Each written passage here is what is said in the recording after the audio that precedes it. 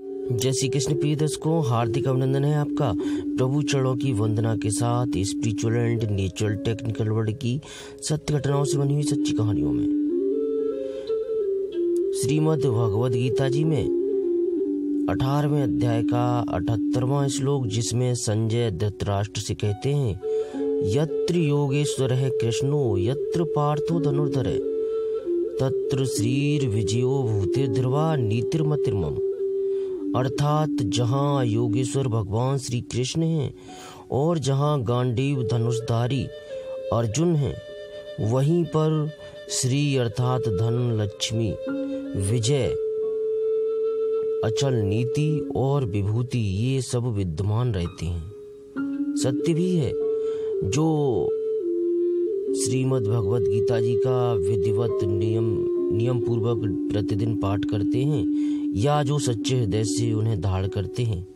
यह आवश्यक नहीं है कि आप प्रतिदिन पूरा पाठ अध्याय ही करें, जितना आपको हो सकता हो, परंतु भाव के अनुसार पूर्ण श्रद्धा से। भले ही आप 1/4 श्लोक का ही ध्यान करें, स्मरण करें, पठन पाठन करें, परंतु प्रतिदिन करते रहें तो एक अमोघ दिव्य शक्ति का आपको अपने अंदर अनुभव होगा। प्रभु श्री कृष्ण ने गीता जी के रूप में, श्रीमद् भगवद गीता जी के रूप में दिव्य ज्ञान का अथाह सागर हमें ऐसा दिया हुआ है, जिसमें जीवन के सभी रहस्य छुपे हुए हैं। फिर भी हम लोग उसे पढ़ना नहीं चाहते। आपसे विनती करता हूँ कि आप उसे अवश्य पढ़िए, जिससे आपको जीवन में लाभ मिले। इस दिव्य ज्ञान के अथाह सागर को पढ़ने से जो फल प्राप्त होता है, उसी से जुड़ी हुई यह सत्य घटना है एक सिपाही की, जिसका नाम था गंगाशंकर। द्वितीय विश्व युद्ध के समय जब जापान ने मलाया, अंडमान, निकोबार तथा ब्रह्मा में कब्जा कर लिया, तब अंग्रेजों ने अराकान के रास्ते उन पर हमला आरंभ किया।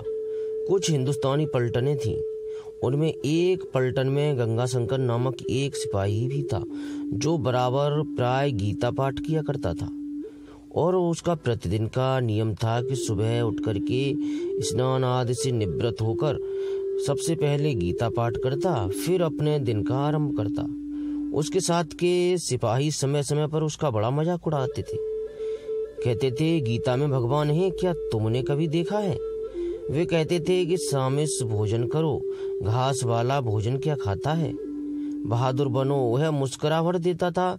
बाकी प्रभु श्री कृष्ण के स्वभाव के अनुरूप ही वह कार्य करता था। बोलता किसी से कुछ नहीं था, चाहे कोई उससे कुछ भी कहता रहे। जब लोग ज्यादा उस पर दबाव डालते थे, ज्यादा हंसी मजाक किया करते थे, तो वह बस इतना कह देता था कि मुझे चारों ओर भगवान दिख रहे हैं। वह बराबर गीता जी को वर्दी की जेब, जो बाईं ओर की जो जेब होती है, उसमें रखता था, जहां आमतौर पर दूसरे सिपाही AB 64M किताब को रखते हैं, वह गीता जी को अपनी बाईं जेब में रखता था। एक दिन ऐसा हुआ कि रात को जापानियों के विरुद्ध आक्रमण करने के लिए हुक्म हुआ। रात अंधेरी थी, सिपाहियों को जंगल में हमला करने के लिए चलना पड़ा। कुछ दूर चलने पर जापानियों ने आक्रमण कर दिया। दोनों दलों में घमासान लड़ाई अंधेरे में हो गई। 4 बजे सुबह तक जापानी वापस चले गए और ये लोग अपने मुर्दे और आहतों को उठाने लगे। उन लोगों ने मुर्दों के बीच में जब गंगाशंकर की तरफ हाथ बढ़ाया, तब तो उन्हें आश्चर्य हुआ कि हाथ बढ़ाते ही गंगाशंकर उठ बैठे और चलने लगे। अब सारे के सारे जवान आश्चर्यचकित हो गए कि मुर्दे में से यह कैसे उठा, और उसके शरीर को देखने लगे कि इसे आखिर गोली कहाँ लगी है। गंगाशंकर ने बाएं पॉकेट जेब को खोला। देखने पर पता चला कि गीता की पुस्तक पर ही गोली लगी थी, जिसको गोली पार नहीं कर पाई थी। पुस्तक एवं पॉकेट का ऊपरी भाग जल चुका था और चोट से गंगाशंकर बेहोश हो गया था।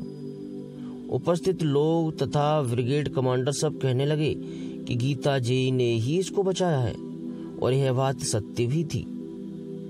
श्रीमद् भगवद गीता जी ने ही उसके प्राणों की रक्षा की थी। इसलिए हम सबको भी यह मानना चाहिए, यह ज्ञान होना चाहिए कि ईश्वर सर्वत्र विद्यमान है और जो उन्हें सच्चे हृदय से धारण करता है उनकी जो प्रिय वस्तुएं हैं, प्रिय चीजें हैं, जैसे तुलसी जी हैं, श्रीमद् भगवद गीता जी हैं, और पुराणों में विष्णु पुराण, गरुड़ पुराण और श्रीमद् भागवत महापुराण, ये भगवान विष्णु को बहुत प्रिय हैं और उनके ही अंश प्रभु श्री कृष्ण हैं, जिन्होंने गीता जी का उपदेश अर्जुन को, जो उनके सखा थे, उन्हें दिया था। तो जो इंसान गीता जी का प्रतिदिन नित्य प्रत पाठ करता है तो वह तो दिव्य ज्ञान का अथाह सागर है, जिसे आप हमेशा पढ़ते रहिएगा। फिर भी जब जब पढ़ेंगे कुछ न कुछ नया ही सीखने को मिलेगा। इसलिए मैं आपसे बार बार कहता हूँ कि गीता जी का पाठ अवश्य करते रहें। इससे आपको दिव्य ज्ञान की प्राप्ति होगी, दिव्य अनुभव मिलेगा। जीवन जीने की अनुभव, जो जीवन जीने का जो प्रमुख तरीका होता है, अनुभव होता है, वह भी प्राप्त होगा। और जितनी भी महान विभूतियाँ हैं उनमें से लगभग सभी श्रीमद् भगवद गीता जी का पाठ करके ही आगे बढ़े हैं, अपने जीवन की परम ऊंचाइयों को उन्होंने छुआ है। इसलिए आपसे हाथ जोड़कर विनम्र विनती करता हूँ कि हम तो परम बहुत सौभाग्यशाली हैं, जो प्रभु श्री कृष्ण स्वयं अपने मुख से बोल करके उस लुप्त हो रहे ज्ञान को, जो सबसे पहले उन्होंने सूर्य के बाद मनु ने अपने इक्ष्वाकु वंश में दिया था, वो लुप्त होता जा रहा था। उन्होंने इस गीता जी के ज्ञान को दोबारा वापस लाने के लिए ही अपने सखा अर्जुन को कुरुक्षेत्र में गीता जी का दिव्य ज्ञान पुनः प्रदान किया था, जो आज भी हमारे पास उपलब्ध है। तो उसका हमेशा ही आदर करें, सम्मान करें, अपने हृदय में धारण करें, क्योंकि जो उनकी चीज़ों से प्यार करता है उनको तो भगवान स्वयं ही प्यार करेंगे। और एक चीज़ और है कि अपने सभी प्रिय भक्तों को मैं यह बोलना चाहूँगा कि प्लीज़ प्लीज़ प्लीज़ कृपया कृपया कृपया आप कभी भी जो मैं सत्य घटनाएं सुनाता हूँ वो मैं पहले से ही प्रमाणित कर चुका होता हूँ, इसलिए आप अपना दिमाग उसमें न चलाया करें। इससे आपकी भक्ति पर विघ्न पड़ेगा। भाव जो होता है वो उससे विकल्प मिल जाएंगे। इसकी वजह से आपकी भक्ति अपूर्ण होगी। तो अंधे होकर जब किसी से हम लव करते हैं, किसी से प्यार करते हैं, कोई भी स्त्री या पुरुष किसी से प्यार करने लगते हैं, तब तो आप कुछ नहीं सोचते, दिमाग नहीं चलाते, दिल से ही सारे काम करते हैं, वो कार्य करते हैं जो उसको अच्छे लगे। फिर भगवान की भक्ति भाव में आप क्यों दिमाग चलाते हो? जिस पर हम अंधे होकर विश्वास कर सकते हैं, जो हमें कभी धोखा नहीं देगा, न हमारे भौतिक जीवन को, न हमारे आध्यात्मिक जीवन को, फिर हम उसमें क्यों दिमाग लगाते हैं? आपसे मेरी विनम्र विनती है, प्लीज प्लीज प्लीज ऐसा मत कीजिए। सिर्फ अपने दिल से काम लीजिए भक्ति में। दिमाग को अपनी इस भौतिक संसार में, अपने जीवन निर्वाह में लगाइए। भगवान में केवल दिल लगाइए, दिल में उनको धारण कीजिए। ये मेरा विश्वास है और आपसे भी मैं बोल रहा हूँ कि यदि आप ऐसा करते हैं, निश्चित रूप से आपको भगवत प्राप्ति होगी। प्रारब्ध आपके जैसे भी हों, अगर पापमय जीवन भी रहा होगा पिछले जन्म में या कभी भी, तो वह भी सब कुछ जलकर भस्म हो जाएगा। जो तप की अग्नि होती है या पश्चाताप की अग्नि होती है, वह स्वयं ही शुद्ध कर देती है, इंसान के पापों को जलाकर भस्म कर देती है।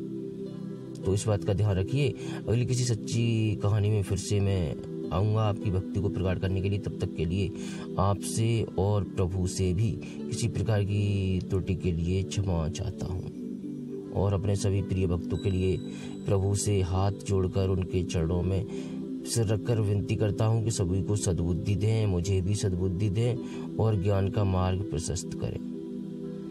हरे कृष्ण कृष्ण कृष्ण हरे हरे, हरे राम राम राम हरे हरे, हरे कृष्ण कृष्ण कृष्ण हरे हरे, हरे राम राम हरे हरे। बहुत आनंद आता है। आप इस मंत्र को, महामंत्र को आंखें बंद करके प्रभु का स्मरण करके पूर्ण समर्पण के साथ, पूर्ण भाव के साथ गुनगुना के देखिए। इस मंत्र को जप करके देखिए। हरे राम राम राम हरे हरे, हरे कृष्ण कृष्ण कृष्ण हरे हरे। एक अद्भुत विश्वास, कॉन्फिडेंस हमारे अंदर आता है और वही हमें उच्च बनाता है, आदर्श प्रस्तुत करता है दूसरों के लिए हमारे जीवन में। जय श्री कृष्ण।